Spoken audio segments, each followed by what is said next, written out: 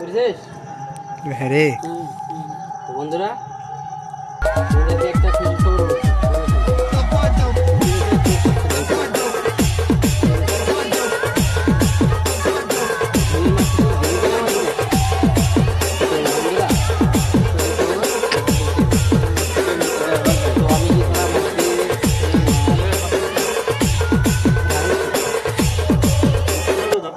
কোথায় গেছিলেন আগে ওই কথাটা বলুন।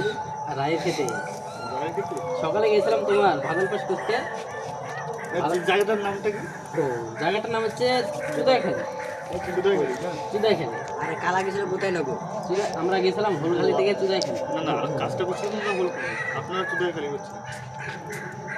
মেহবুব মেহবুব চুদাইখালি হ্যাঁ হলো কোথায় নেবো?